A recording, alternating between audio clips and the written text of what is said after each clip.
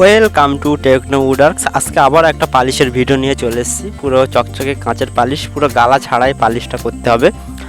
তো বেসিক্যালি এখনকার দিনে গালা পালিশই হয়, আর গালা পালিশে অনেকেই মিস্ত্রি জানেন। তাদেরকে বলবো সিলার পালিশ করুন, দেখতে ভালো লাগবে এবং অল্প খরচা হয়ে যাবে এবং আপনাদের কাজ করতেও খুব ভালো লাগবে। যে কোনো ফার্নিচারের উপরে আপনারা গালা পালিশ করতে পারেন। এই যে কাঠটা হচ্ছে, এটা কিন্তু শিরিষ কাঠ, আর এই শিরিষ কাঠের উপরে আমি পিউ পালিশ করব এবং সিলার দিয়ে পালিশটা হবে। কোনো গালা এর সঙ্গে পাইল হবে না, ডাইরেক্টলি সিলার দিয়েই পালিশটা হবে। যে কোনো ফার্নিচারের উপরে সিলারের ওপরে পিউর যেটা পালিশ করা হয়, পালিশ করতে হলে প্রথমে সুন্দর করে ঘষতে হবে। ঘষার কাগজের নম্বরটা 100 বা 80 নম্বর নেবেন, নিয়ে ঘষবেন। তো ঘষার এটা আপনারা সবাই জানেন, তা তাদেরকে বলবো ঘষাটা খুব সুন্দর করে ঘষবেন। ঘষার পরে ফার্স্ট কোট সিলার অ্যাপ্লাই করতে হবে। সিলারটা যখন অ্যাপ্লাই করবেন তখন কিন্তু সঙ্গে সঙ্গে কাঠটা স্মুথ ভাব চলে আসবে, মসৃণ ভাব চলে আসবে। তো কীভাবে সিলারটা মিক্স করবেন, কিভাবে পদ্ধতি, ভিডিওটা একটু বড় করেছি আপনাদেরকে বোঝানোর জন্য, কিভাবে আপনারা পালিশটা করবেন। হয়তো এই ভিডিওটাতে অনেকেরই সুবিধা হবে, আবার অনেকেরই সুবিধা হবে না। কারণ হচ্ছে হয়তো এর থেকে ভালো কাজ আপনারা জানেন। তো তাদেরকে বলবো আমার মতো করে কাজ করুন, খুব অল্প খরচায় হয়ে যাবে। তো এইভাবে ঘষার পরে সিলারটা অ্যাপ্লাই করব। চলো সিলারটা অ্যাপ্লাইটা কীভাবে মিক্স করব সেটা দেখায়। দেখুন, এটা হচ্ছে A1 গোল্ড থিনার। এটা এশিয়ান পিন কোম্পানি, এটা ইন্ডিয়ান প্রোডাক্ট, আর এই প্রোডাক্টটা এখানে পাওয়া যায়, আমাদের ইন্ডিয়ায় পাওয়া যায়। আর এটা হচ্ছে NC স্যান্ডিং সিলার। এই সিলারটা অ্যাকচুয়ালি হ্যান্ড সিলার। এই সিলারের ওপরই কিন্তু আমি পিউ স্প্রে করব। NC স্যান্ডিং সিলার বা থিনার এই দুটোকে মিক্স করতে হয়, মিশ্রণ করে কিন্তু অ্যাপ্লাই করতে হয়। সিলারটা যতটা পরিমাণ নেবেন ঠিক তার হাফ পরিমাণ থিনার দেবেন, দিয়ে এটাকে ভালোভাবে মিক্স করবেন। আর যদি আপনারা আমার ভিডিওগুলো বাংলাদেশ থেকে অনেকেই দেখেন, তাদেরকে বলবো যে কোনো কোম্পানির সিলার নেবেন, স্যান্ডিং সিলার যে কোনো কোম্পানির, আর থিনার যে কোনো কোম্পানির নিতে পারেন। নিয়ে পদ্ধতিগুলো শিখে নিলে আপনারা এইভাবে পালিশ করতে পারবেন। যতটা পরিমাণ সিলার নেবেন ঠিক তার হাফ পরিমাণ থিনার দেবেন, তবে থিনারটা ভালো পরিমাণের থিনার নেবেন। ভালো মানের থিনার নিলে কি হয়, সিলারটা আরও দেখতে ভালো হয়, মানে যখন অ্যাপ্লাই করবেন তখন দেখতে ভালো হয়। তো এইভাবে সিলারটা মিক্স করবেন। মিক্স করার পরে এটা আমি কাপড় দিয়ে অ্যাপ্লাই করব। আপনারা চাইলে স্প্রে গান দিয়ে অ্যাপ্লাই করতে পারেন। স্প্রে গান দিয়ে অ্যাপ্লাই করলে অনেকটা বেশি এই প্রোডাক্টগুলো, মানে এই মালগুলো লাগে, সেক্ষেত্রে আমি হাত দিয়েই আমি অ্যাপ্লাই করব। তো চলো অ্যাপ্লাই করা শুরু করে দিই। তো কাঠটা দেখুন কত সুন্দর করে ঘষে নিয়েছি। ঘষার পরে সিলারটা আমি অ্যাপ্লাই করব। সিলার যখনই আপনারা অ্যাপ্লাই করবেন, যে কাঠের যে ন্যাচারাল যে লুকটা থাকে, সেই লুকটা কিন্তু চলে আসবে। এবারে যদি আপনারা চান যে এর সঙ্গে আরও একটু ডিপ করব বা একটু লাইট করব, তাহলে আপনারা কি করবেন, এর সঙ্গে কিন্তু ওয়ালনাট কালার, হালকা পরিমাণ সিলারের সঙ্গে ওয়ালনাট কালার দিয়ে দিলে আপনাদের কিন্তু কালারটা চলে আসবে ডিপ কালার। এবারে ডিপ কালার যে ওয়ালনাট কালারটা বলছি, এটা আপনারা কি করে পাবেন, আমি স্কিমে দিয়ে দিয়েছি। এটাই হচ্ছে ওয়ালনাট কালার। আপনারা চাইলে আমার ভিডিও দেখে অনলাইন থেকে কিনে নিতে পারেন, নিচেই এসে দেখতে পারেন, প্রোডাক্টগুলো কিনতে পারেন। অথবা আপনারা যে কোনো রঙের দোকানে গিয়ে বলবেন যে উড স্টিনার অনেক রকম কালার হয়, ওয়ালনাট কালার থাকে, রোজ উড থাকে, অনেক রকম কালার থাকে। তো আপনাদেরকে বলবো আপনারা ডাইরেক্টলি ওয়ালনাট কালার নেবেন। ওয়ালনাট কালারটা বেশি চলে, যেহেতু একটু ডিপ কালার মানুষ চায়, সেক্ষেত্রে বলবো ওয়ালনাট কালার অ্যাপ্লাই করলে ডিপ চলে আসবে ফার্নিচারের ওপরে। আর এমনি তো ন্যাচারাল কালার সিলারের সঙ্গে কিন্তু হয়ে যায়, এর সঙ্গে কোনো কালার মেশাতে হয় না। এইভাবে ন্যাচারাল কালার করবেন, কোনো সমস্যা নেই। তো দেখুন সিলারটা মারা হয়ে গেছে। এবারে কি করবেন, যেখানে যেখানে পুটিং আছে বা ছিদ্র আছে, ফাটা আছে, সেখানে সেখানে পুটিং করে দেবেন। সুন্দর করে পুটিংটা করবেন। পুটিংটা একবারই করার চেষ্টা করবেন, খুব সুন্দর করে ধরে ধরে পুটিংটা করবেন। অনেকের ক্ষেত্রে কাঠের ছিদ্র বা ফাটা থাকে, পুটিংটা কিভাবে বানাবেন, চক পাউডার দিয়ে বানাতে পারেন, অথবা আপনারা লিকুইড পুটিং, উড ফিলার বলে একটা পুটিং পাওয়া যায়, আপনারা অনলাইনে সার্চ করে কিনে নিতে পারেন, অথবা রঙের দোকানে পেয়ে যাবেন উড ফিলার বলে প্রোডাক্টটার নাম হচ্ছে উড ফিলার। আর এই পুটিংটা দিয়ে আপনারা পুটিং করতে পারেন, অথবা আপনারা গালা দিয়ে চক পাউডার দিয়ে এটা পুটিং করে নিতে পারেন, কোনো সমস্যা নেই। পুটিং করা সহজ বিষয়। আর পুটিং যদি না করতে পারেন অবশ্যই একটা কমেন্ট করবেন, আমি পুটিংটা কিভাবে বানাই সেটা আমি ভিডিওর মাধ্যমে দেখাবো। তো এইভাবে পুটিং করার পরে আবার ঘষবো, সুন্দর করে আবার ঘষবো। এই যে ঘষার কাগজটা নিচ্ছি, এটা হচ্ছে 120 নম্বর ওয়াটারপ্রুফ কাগজ।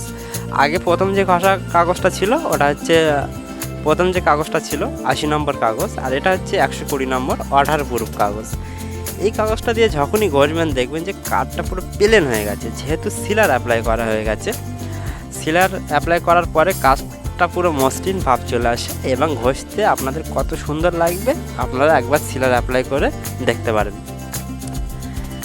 এবার মূল পদ্ধতি হচ্ছে যে সিলার পালিশ করলে আপনাদের অনেকের ক্ষেত্রে পারেন না, তাদেরকে বলবো এইভাবে পালিশ করতে হবে। এই যে হ্যান্ড সিলার কিন্তু পালিশ করতে গেলে অনেকেই পারেন না, তাদেরকে বলবো এই পদ্ধতিতে পালিশ করুন, দেখবেন খুব সুন্দর হবে।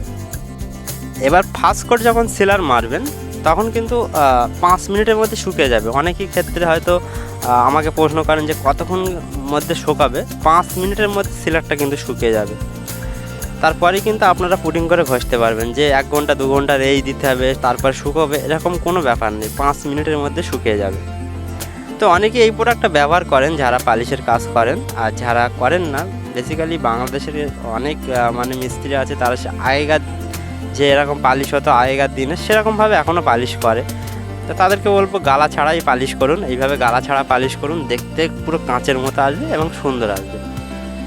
তো এই পালিশটা আমি ধরে ধরে আপনাদেরকে বুঝিয়ে বলছি, যদি না বুঝতে পারেন অবশ্যই কমেন্ট করবেন, আর আমার চ্যানেলটা অবশ্যই সাবস্ক্রাইব করে রাখবেন। ঘষার সঙ্গে সঙ্গে কিন্তু এরকম সাদা হয়ে যাবে কাঠটা, কিন্তু কাঠটা কিন্তু স্মুথ ভাব থাকবে।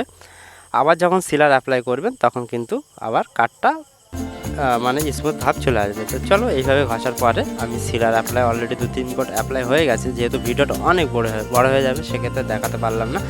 ওই একই পদ্ধতিতে ফার্স্ট যেরকম আমি সিলারটা অ্যাপ্লাই করলাম সেম প্রসেসে অ্যাপ্লাই করুন এবং সেম প্রসেসে মিক্স করুন। যতটা গালা নেবেন যতটা সিলার নেবেন ততটা আপনারা থিনার দিয়ে এটাকে মিক্স করে অ্যাপ্লাই করবেন। আর যদি গালা দিয়ে আপনারা পালিশ করেন তাহলে কিন্তু শুধু গালা দিয়েই পালিশ করুন, সঙ্গে আপনারা পিউটা স্প্রে করবেন না। পিউ গালার ওপরে পিউ স্প্রে করলে ফেটে যায়, অনেক সমস্যা হয়।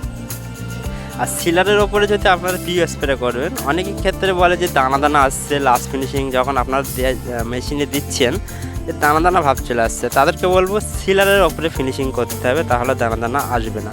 যদি আপনারা গালার উপরে স্প্রে করেন তাহলে কিন্তু দানা দানা আসবে।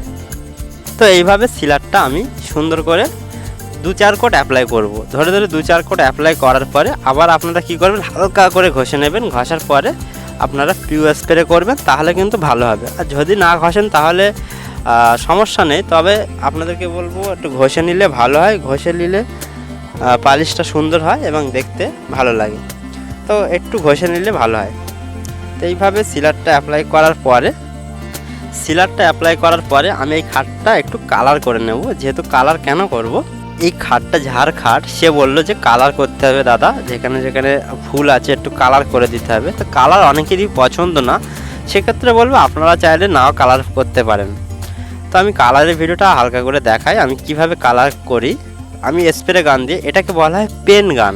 এরকম পেন গান আপনারা হার্ডওয়্যার্সের দোকানে, বড় হার্ডওয়্যার্সের দোকানে পাবেন, বা যেখানে কম্প্রেসার মেশিন, যে হাওয়া মেশিন, সেই মেশিনের দোকানে এরকম গান পেয়ে যাবেন।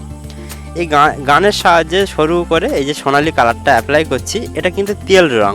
আপনারা হয়তো ভাবেন যে গুঁড়ো রং আমি পাইল করে, এরকম না, ডাইরেক্টলি রঙের দোকানে যাবেন, গিয়ে বলবেন তেল রং সোনালি কালার, আপনারা পেয়ে যাবেন।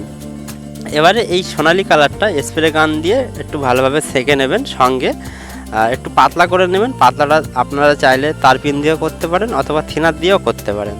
পাতলা করার পরে এইভাবে সুন্দর করে যেখানে যেখানে প্রয়োজন কালার করতে সেখানে সেখানে আপনারা কালারটা দিয়ে দেবেন। তো কালারের ভিডিও বেসিক্যালি আমি দেখাই না, যেহেতু কালার অনেকেই পছন্দ করে না, সেক্ষেত্রে যাদের পছন্দ তারা দেখতে পারেন। তো আমি এই খাটটাকে কালার করছি, ধরে ধরে সোনালি কালার অ্যাপ্লাই হয়ে গেছে, ওপরে সাদা দিয়েছি হোয়াইট কালার, আর এই যে মাজা যে এটা হচ্ছে পিঙ্ক কালার দিয়ে দিচ্ছি। তো পিঙ্ক কালারটা আমি হালকা হালকা করে পিঙ্ক কালার দিয়ে দেবো। এই কালারগুলো আপনারা রঙের দোকানে পেয়ে যাবেন, যে কোনো রঙের দোকানে গিয়ে বলবেন যে তেল রং দিন, তাহলে পেয়ে যাবেন। তেল রং ছাড়া কিন্তু স্প্রে হবে না। এবারে ওপরে আমি একটু পাতা কালার দিয়ে দেবো, যাতে পাতাটা দেখতে পাতা পাতাটা ভাব লাগে। আর স্প্রে মেন সমস্যা হচ্ছে আপনাদের যখন এরকম কালারিং করবে হালকা হালকা করে উড়িয়ে দেবেন, যে একেবারে পুরো জাবা করে অ্যাপ্লাই করলে কিন্তু বাজে দেখাবে। হালকা হালকা সাদা থাকবে, হালকা হালকা এটা উড়িয়ে দেবেন, তাহলে দেখতে ভালো লাগবে। কালারটা লাস্ট পর্যন্ত দেখুন, দেখতে ভালো লাগে, কতটা সুন্দর আসবে আপনারা বুঝতে পারবেন।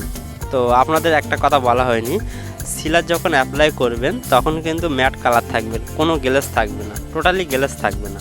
সিলার যখন অ্যাপ্লাই করবেন তখন গ্লেজ আসবে, সঙ্গে সঙ্গে কিন্তু আবার গ্লেজ অ্যাপ্লাই করার সঙ্গে সঙ্গে কিন্তু গ্লেজটা মরে যাবে, তো কোনো গ্লেজ থাকবে না। যখন পিউ স্প্রে করবেন তখন কিন্তু গ্লেজটা চলে আসবে 100%।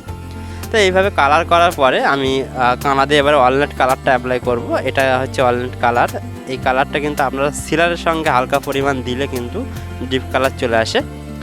এই কালারটা সব খাটে আপনারা যারা ইন্ডিয়ায় দেখেন ভিডিও তারা জানেন যে এই কালারটা সব জায়গায় চলে। এই যে সরু করে কানা দিয়ে ফার্নিচারের উপরে দিলে একটা লুকটা সুন্দর দেখায়। তো এই কালারটা আমি সব জায়গায় দিয়ে দেবো, খাটের সব জায়গায় দেওয়ার পরে লাস্ট ফিনিশিংটা অবশ্যই দেখাবো। আর ভিডিওটা অনেক বড় হয়ে যাচ্ছে, আপনাদের হয়তো ধৈর্য হারা হয়ে যাচ্ছেন।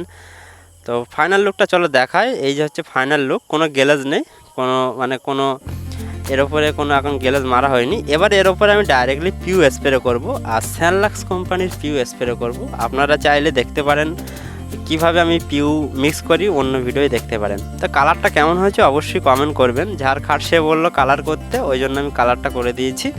আপনারা না চাইলে কালার করবেন না, ডাইরেক্টলি আপনারা পিউটা স্প্রে করে দিতে পারেন।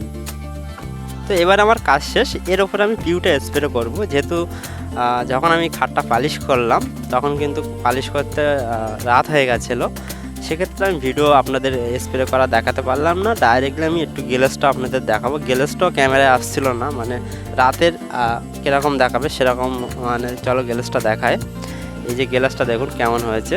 রাতের মধ্যে আমি এই পিউটা স্প্রে করলাম, আর ক্যামেরাও ভালো আসছিল না, গ্লেজটা বোঝাই যাচ্ছিল না, সেক্ষেত্রে আপনাদেরকে ভালোভাবে দেখাতে পারলাম না, যেহেতু এই কাজটা করতে অনেক রাত হয়ে গেছিলো। তো এই যে হচ্ছে গ্লেজ এসছে, আর কালারের ওপরে পিউটা স্প্রে করে দেবেন, তখন কিন্তু কালারগুলো আরও চমকাবে, দেখতে আরও উজ্জ্বল লাগবে, দেখতে ভালো লাগবে। আর এই যে খাটগুলো সাদা লাইটের ওপরে পুরো চকচকে থাকবে অরিজিনাল দেখলে। পালিশটা কেমন হয়েছে অবশ্যই বলবেন। আর ভিডিওটা আমি করি আপনাদের সুবিধার্থের জন্যে, আর অনেকের হয়তো সুবিধা হয়নি। তো এরকম ভিডিও পেতে অবশ্যই আমার চ্যানেলটা সাবস্ক্রাইব করে রাখবেন। তো ভিডিওটা দেখার জন্য থ্যাংক ইউ।